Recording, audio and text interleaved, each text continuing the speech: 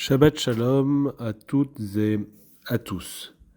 Il arrive que l'histoire soit cruelle ou ingrate, surtout avec ceux qui, à un moment ou à un autre, ont pu se trouver exposés et dont le rôle et le comportement auraient pu laisser imaginer qu'ils mériteraient une récompense. C'est le cas par exemple de l'histoire de Moïse, qui après avoir fait sortir les Hébreux du pays d'Égypte, ne pourra pas poursuivre le chemin avec le peuple jusqu'à son entrée sur la terre d'Israël. Dans Chukat, la paracha de cette semaine, Moïse apprend qu'il mourra avant de pouvoir entrer sur la terre promise à Abraham et à sa descendance. Il ne lui sera pas donné de connaître la fin de l'aventure. Le texte nous dit que c'est en raison de la faute qu'il a commise qu'il ne pourra pas entrer dans le pays. Cependant, à aucun moment, il n'est stipulé explicitement la nature ou l'origine de cette faute. Dans leurs commentaires sur ce passage, les sages vont s'attacher à définir ce qu'elle a été. On sait qu'elle est intervenue après une énième plainte des enfants d'Israël. Après la mort de Myriam, sœur de Moïse et d'Aaron, l'eau étant venue à manquer, une fois encore, le peuple s'en vint trouver Moïse et Aaron pour exprimer ses doléances. Moïse se tourne alors vers Dieu, qui lui demande de parler à un rocher pour en faire jaillir de l'eau. Moïse frappe alors ce rocher par 2 fois et de l'eau en sort. Rashi explique que la faute de Moïse réside dans le fait qu'il a frappé le rocher, plutôt que de lui parler, désobéissant ainsi à la parole divine. Nachmanide rappelle un autre épisode, où Moïse avait frappé un rocher pour en faire jaillir de l'eau, dans l'Exode.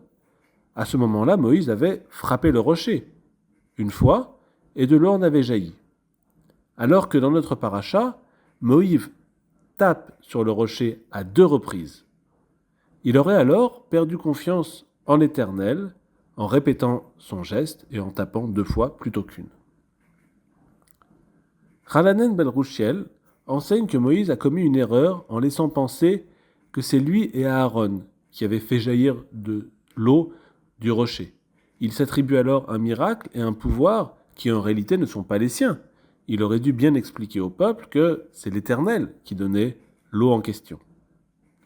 Et enfin, autre explication, celle de Maïmonide, qui de son côté propose l'idée qui met en perspective cet épisode avec la notion de leadership, une réflexion autour de l'art de gouverner.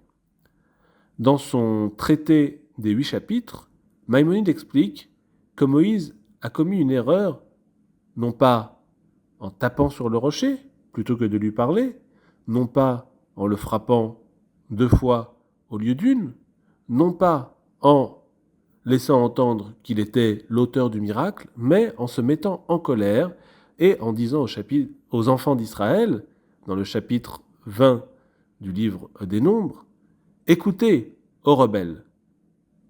Il les qualifie de rebelles.